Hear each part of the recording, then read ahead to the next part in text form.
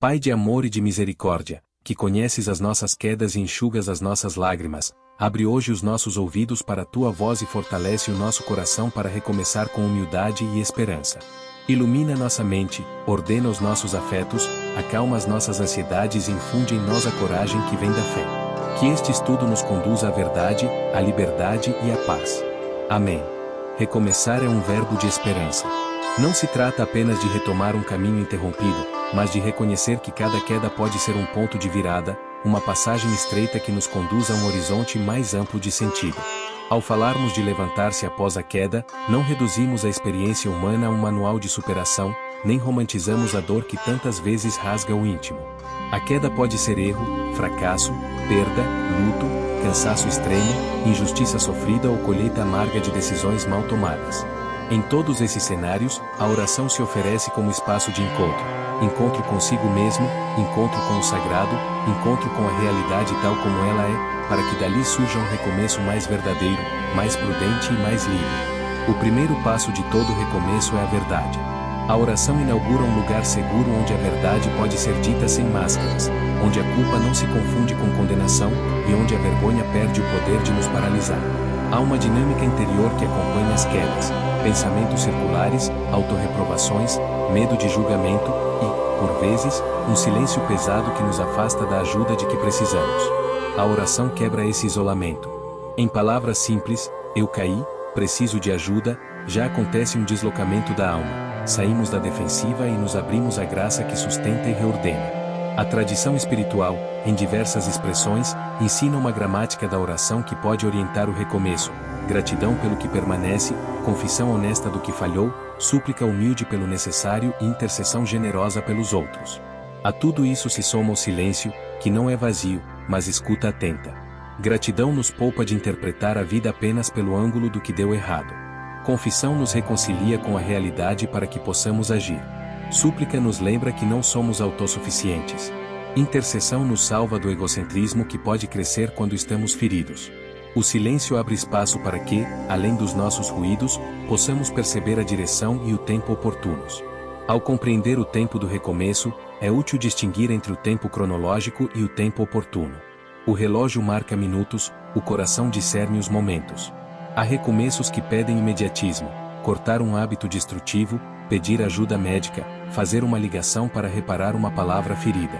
Há outros que exigem maturação: um perdão que precisa das lágrimas certas, um projeto que demanda estudo, uma reconciliação que depende do ritmo de duas liberdades. A oração ajuda a habitar ambos, dá prontidão para o que precisa ser feito já e paciência para o que precisa nascer com raízes. Exemplos concretos iluminam esse caminho. Considere a pessoa que, após anos na mesma empresa, se vê desempregada. A queda é real, o medo é legítimo.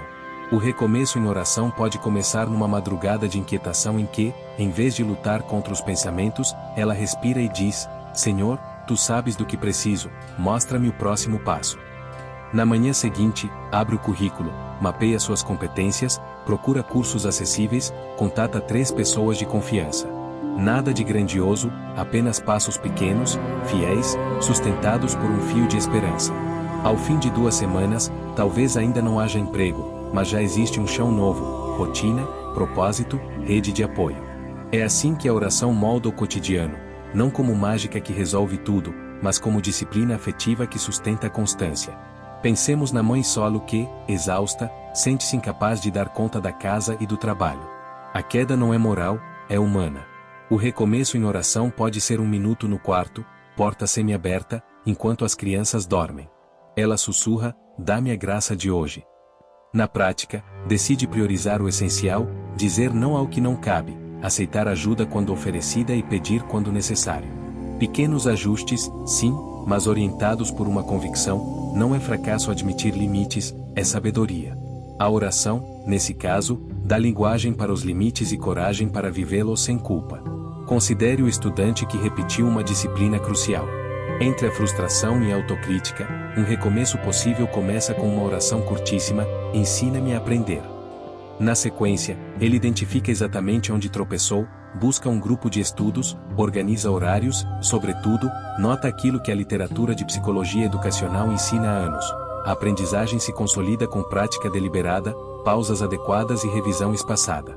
A oração não substitui a técnica, ela alinha o coração para a técnica dar frutos.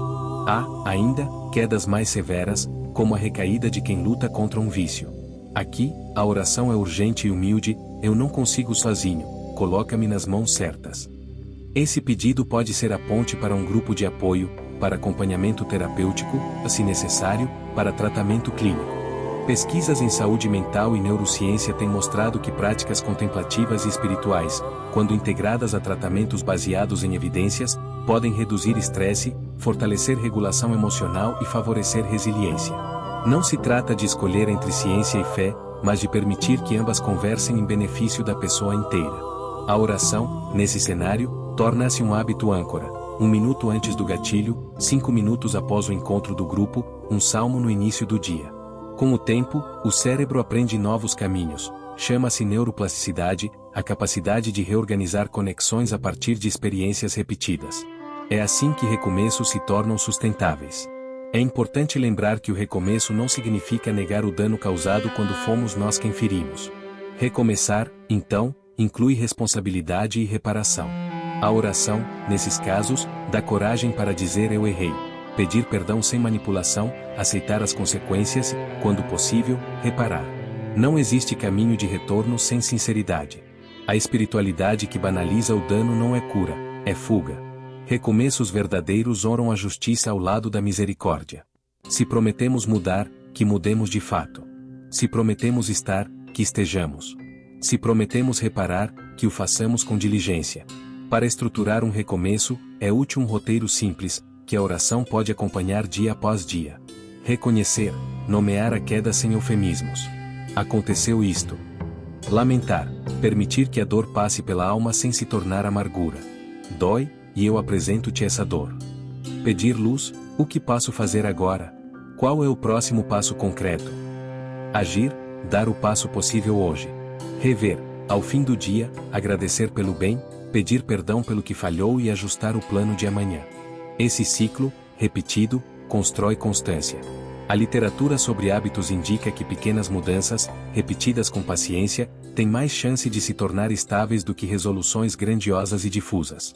A média de tempo para estabilizar um novo hábito pode variar bastante entre pessoas e contextos, mas estudos sugerem que a consistência ao longo de semanas e meses é decisiva. A oração favorece essa consistência porque âncora o processo em sentido.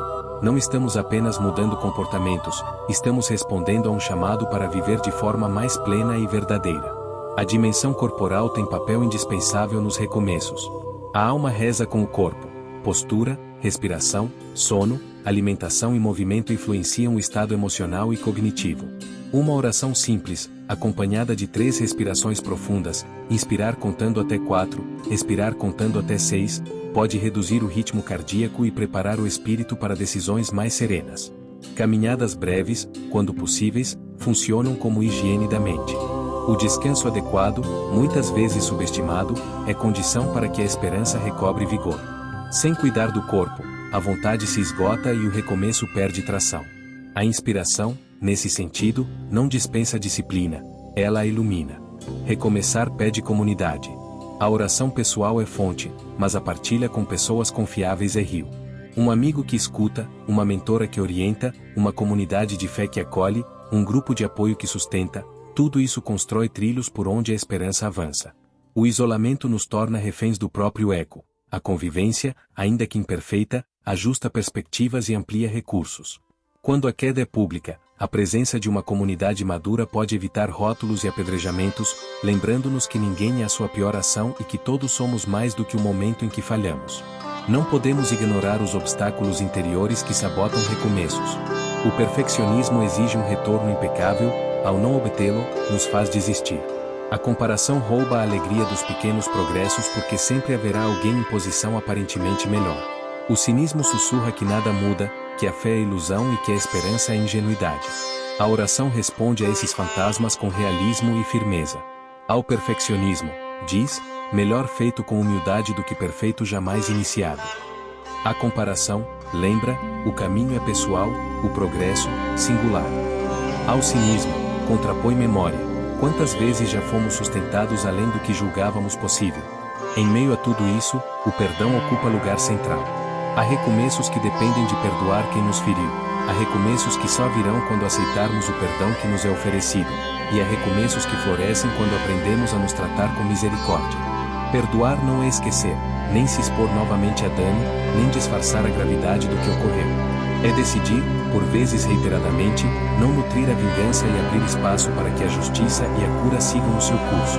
A oração sustenta essa decisão porque nos enraiza numa fonte de amor que excede as nossas forças.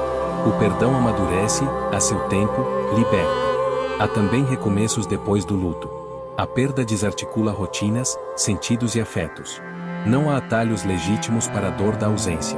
A oração, nesse contexto, é muitas vezes apenas um respirar diante do mistério: aqui estou. Com o passar dos dias, podem surgir gestos mínimos: colocar uma flor, cozinhar a receita preferida de quem partiu, visitar um lugar significativo. O recomeço não apaga a saudade, mas integra a memória numa nova forma de viver. E, para muitos, a fé de que a vida não termina no túmulo acende uma esperança que não é fuga, mas promessa. Quando a queda resulta de injustiças estruturais, de precariedades e barreiras reais, a oração não se torna resignação, mas combustível para responsabilidade e transformação.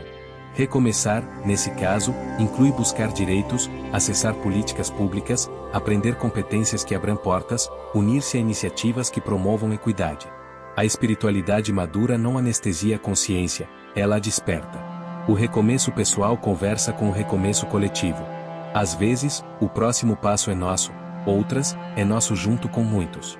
Há um tipo de recomeço silencioso, quase invisível, que merece ser celebrado, aquele que acontece quando ninguém está olhando.